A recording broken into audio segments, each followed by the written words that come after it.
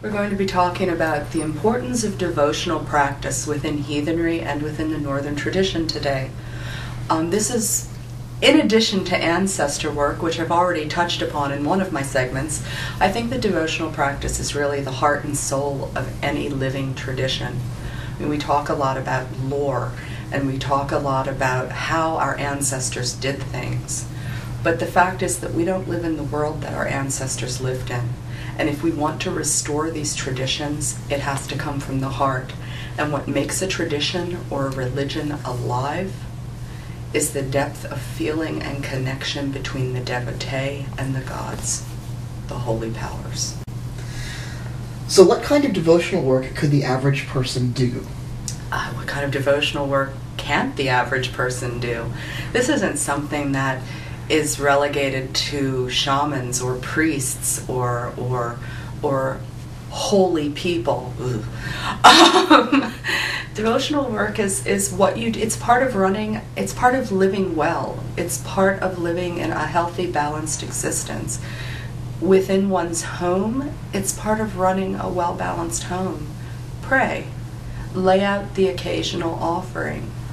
Keep the holy powers in mind when you're trying to live your life in a way that is pious and respectful and honorable and courageous.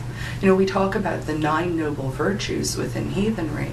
Well, if you're really trying to incorporate those virtues, discipline and fidelity and faith and the rest of them into your daily life, well, certainly some awareness, some mindfulness of the holy powers has to play into that. I mean, devotional work is about loving the gods, and it's about honoring the holy powers rightly and well. That may be very different for each individual person. I mean, certainly the way that I might choose to honor Odin is very different from what John or Jane or Rebecca might choose to do. You know, do what is in your heart to do, what helps you draw closer to the gods, what helps you feel that connection, and what helps you to allow that connection to inspire your behavior in your daily life. So what are some examples of things you do and things that you know other people do? Well, I usually suggest that people start with altar work. I mean, I think we have this wonderful sensorium. We can indulge in sight and sound and taste and sensation, and I think that we can bring that in to our devotional work. It's very, very helpful for people starting out, especially, to have a physical focus. Like here in front of me, I have a very basic altar to Odin. I have my image of Odin that I was fortunate enough to find many years ago, and my drinking horn and an offering bowl and my runes and things that are important to me that represent my connection to him in some way. It's as simple as that. I set up an altar, and then this becomes a place where I can put my offerings out. It becomes a welcome to him to make his presence known in my life, to inspire me, to guide me, or whatever. Even if he chooses not to do that, it is my portion to honor him. There is merit, I very strongly believe, in laying an offering down before the holy powers, because they are the holy powers, without any expectation of receiving anything in return. I think that this is part of what it means to be an adult. This is part of what it means to be in balance with our world, with our community, with our family. That includes our elder kin, our ancestors, our holy powers, the land vatir. I think that if you start with an altar, start with a shrine.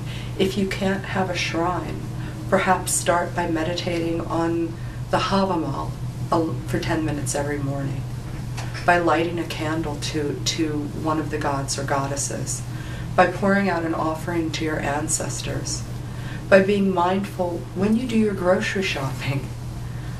I want to honor their land vatir. Well, maybe that means that I shouldn't buy food that was harvested in a way that damages the land. It's expanding your devotional consciousness into every aspect of your life. But just start small. Start with an altar. Or say, when I get up in the morning, I'm going to say a prayer. And I'm going to pray for the grace of connection. Because it's a process. No one starts out just having it all at once. So there's a lot of controversy about the nature of prayer within some religious demographics, and would you like to talk about that? I think it's unfortunate that prayer has such a bad rap, if you will, but as heathens, we are still predominantly a religion of converts, and many people converted from very fundamentalist branches of Christianity. And informal studies of the heathen community show a remarkably high percentage of people coming from fundamentalist Christianity. And I think in many cases, prayer, unfortunately, was used in a manner that was almost abusive.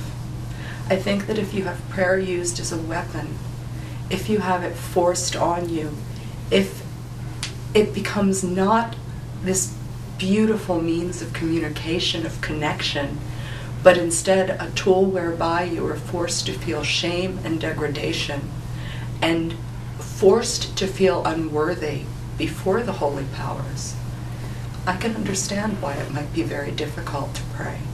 And that to me is an incredible crime.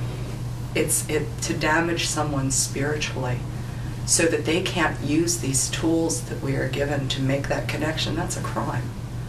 But I understand it. And I think that there's a lot of the hostility toward prayer in the community comes from a misunderstanding, sadly often based on personal experience, that instead of being this beautiful, joyful means of communication, it's a tool whereby one is beaten down. So what would you advise to someone who's in that space? How would they come through that and learn to pray again from a clean place? That's hard.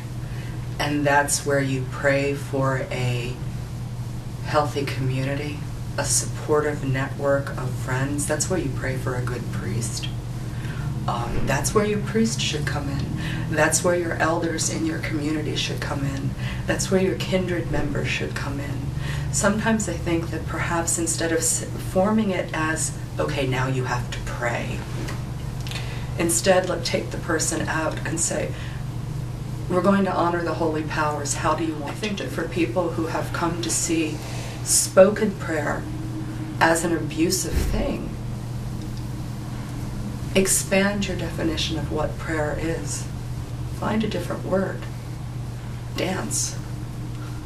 Laugh. Sing. Go out and pour out an offering. Maybe you can't talk to the holy powers, but what can you do to honor them? Where else can the connection wend its way into your consciousness? It'll work itself out eventually if the willingness to take those stumbling steps forward is there. Gods are more than willing to meet us halfway.